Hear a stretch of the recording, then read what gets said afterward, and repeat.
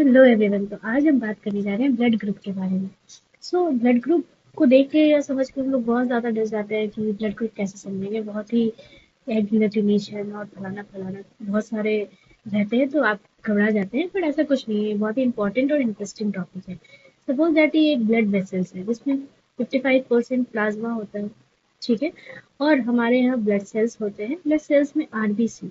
So blood group को determine करने वाली होती है हमारी आरबीसी। हमारे आरबीसी का जो भी स्ट्रक्चर है, मैंने आपको उसके पहले वाले वीडियो में बताया था। तो आरबीसी का जब आप स्ट्रक्चर देखेंगे तो उसपे एक ओलिगोसेक्राइड या शुगर का मॉइटीज प्रेजेंट होता है। वही जो है वो उस एंटीजन को कैरी करता है, ठीक है। तो बेसिकली ऐसा समझ लीजिए कि अगर ये आरबीसी की सेल वॉल है और उस पे एक ऐसा कुछ फ्रेम शुगर प्रेजेंट होता है ना, ठीक है। फ्रेम शुगर प्रेजेंट होता है और इसके ऊपर ये टर्मिनल पे ही एक वो रिकॉग्निशन होता है, या तो वो ए होगा या तो वो बी होगा, या वो ए और बी दोनों ही होंगे, ठीक है। इसी से हम आइडेंटिफाई कर पाते हैं कि हमारा ब्लड ग्रुप क्या है। और अगर ये वाला चीज नहीं होगा, यानी टर्मिनल शुगर पे कुछ नहीं प्रेजेंट होगा, तो हम लोग कहते हैं कि वो ओ ब्लड ग्रुप है, ठीक है। ब्लड ग्रुपिंग बहुत तरीके से होती है, लेकिन हमारे मोस्टली जो हम लोग एक्सेप्टेड है वो है एबीओ सिस्टम। क्यों? क्योंकि हमारे जो भी पॉपुलेशन है उसमें ये वाले जो तीन एलील है वो मोस्ट कॉमन है, तो इसीलिए हम लोग एबीओ सिस्टम को मोस्ट वाइडली एक्सेप्टेड मॉडल है। या तो ब्लड ग्रुपिंग ए होता है, या बी होता है, या ए बी होता है, या ओ होता है, ठीक है। ये सब डिपेंड करता है कि टर्मिनल शुगर पे क्या प्रेजेंट है, ठीक। टर्मिनल शुगर और फ्रेम शुगर के बारे में हम बात करेंगे। तो आरबीसी की सरफेस के ऊपर हमारा एक एच एंटीजन, जिसको हम लोग फ्रेम शुगर है, वो रहता है। ये देखिए, अगर इसका ये प्लाज्मा मेम्ब्रेन है आरबीसी की, तो उसके ऊपर एक ये ऐसा कुछ एच एंटीजन रहता है जिसको हम लोग फ्रेम शुगर कहते हैं। ये जो है वो प्रोड्यूस होता है कहाँ से? एडेड बाय फ्यूकोसाइल ट्रांसफरेज नाम का एक एंजाइम है, जो कि क्रोमोसोम 19 पे जो एच लोकस पे होता है, ठीक। तो आपको ये बात ध्यान रख सकते हैं, आपकी एक्स्ट्रा नॉलेज है, बट मैं आपको ये बताती हूँ कि एच एंटीजन को हम लोग फ्रेम एंटीजन कहते हैं, फ्रेम शुगर कहते हैं। इसी शुगर के ऊपर अगर ये टर्मिनल शुगर, अगर नैग प्रेजेंट है तो वो एंटीजन ए है, यानी अगर फ्रेम शुगर नैग वाला है तो ये एंटीजन ए है, ठीक है।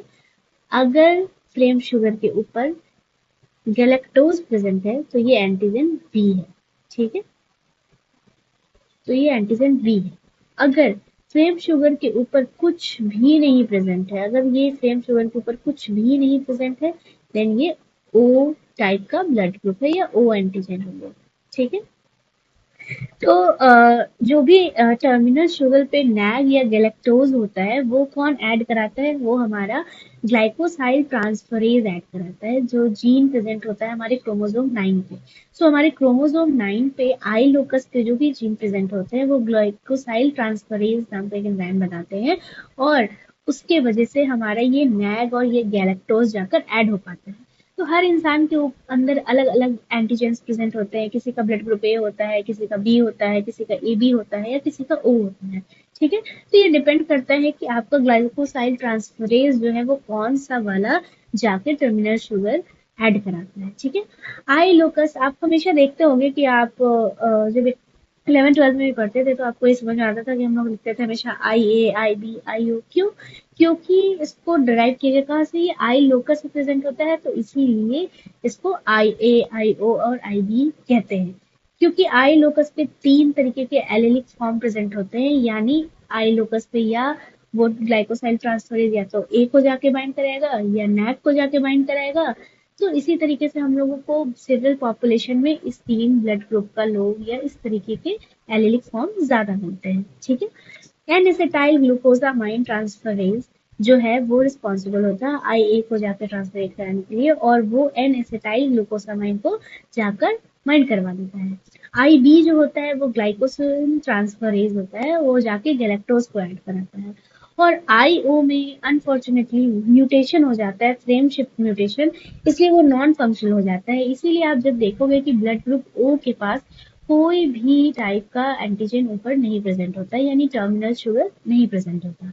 अब आप ये देख लो, मैंने आई ए और आई ओ ये बनाया है ब्लड ग्रुपिंग ए वालों के लिए, जो आप सबसे फर्स्ट वाला देख रहे हैं। तो इनके पर क्या देख रहे हैं आप, टर्मिनल शुगर पे जो है वो, टर्मिनल शुगर पे क्या प्रेजेंट है, नैक प्रेजेंट है। ठीक है, इसलिए इनका ब्लड ग्रुप ए हो गया। आई बी के ऊपर गैलेक्टोज प्रेजेंट है, आई ए बी के ऊपर ये नैग और गैलेक्टोज दोनों प्रेजेंट है, इसलिए ए बी हो गया।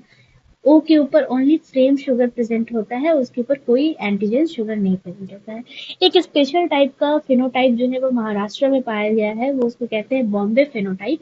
उसमें क्या होता है ना, आरबीसी की सरफेस के ऊपर, आरबीसी के जो प्लाज्मा मेम्ब्रेन है उस पे ये फ्रेम शुगर ही एब्सेंट है। तो एक ऐसा पॉपुलेशन में ऐसा भी एक सैंपल मिला था जिसके ऊपर ये फ्रेम शुगर ही नहीं मिला था।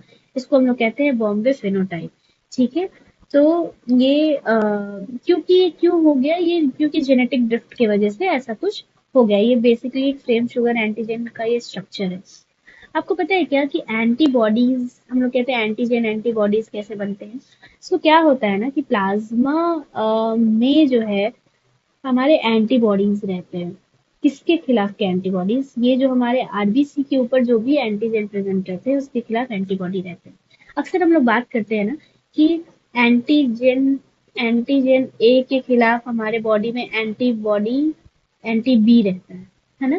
क्यों रहता है, कहाँ से रहता है, आपको क्या पता है? मैं बताती हूँ आपको कि जब बच्चा पैदा होता है ना तो 8 से 10 महीने तक उसका ब्लड ग्रुप हम लोग डिफाइन नहीं कर पाते। बाद में जाके 8 से 10 महीने के बाद ही जाके उसका ब्लड ग्रुप फाइनल डिफाइन हो पाता है। उसके इन बिटवीन क्या होता है कि ये जो एंटीबॉडी है वो कहाँ से आया, क्यों, क्योंकि उसका एक्सपोजर तो होता नहीं है, पर वो आता कहाँ से है। सो बेसिकली हमारे गट में बहुत सारे माइक्रो ऑर्गेनिज्म प्रेजेंट होते हैं, बहुत सारे माइक्रो ऑर्गेनिज्म है। सो उनके वजह से ये हमारा एंटीबॉडीज तैयार हो पाता है। ठीक है, तो हमारे बॉडी में अगर सपोज दैट कि मेरा ब्लड ग्रुप ए और बी है, ए बी है, तो मेरा ब्लड ग्रुप ए बी है, तो मेरे क्या, मेरे बॉडी में या क्या मेरे बॉडी के प्लाज्मा में एंटीबॉडीज होंगे ए और बी के खिलाफ? नहीं होंगे। क्यों? क्योंकि मेरे अंदर एंटीजन ए भी प्रेजेंट है, एंटीजन बी भी प्रेजेंट है। तो अब जो बाहर वाला दुश्मन है वो कहाँ ही होगा। ठीक, क्योंकि वो तो कुछ हैम्पर करता नहीं है, वो के पास तो कुछ होता नहीं है। वैसे ही एंटीजन ए और एंटीजन बी के साथ भी होता है। सो ये एक इंटरेस्टिंग पॉइंट था और ये बेसिक था आपका ब्लड ग्रुप का।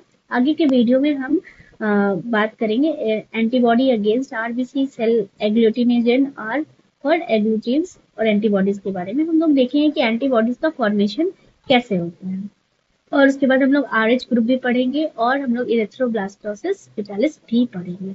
ठीक है, सो आगे की बातें हम आगे करेंगे। Okay bye, like to share subscribe my channel अगर आपको मेरा ऐसे ही अच्छा वीडियो लग रहा हो तो। Thank you, bye.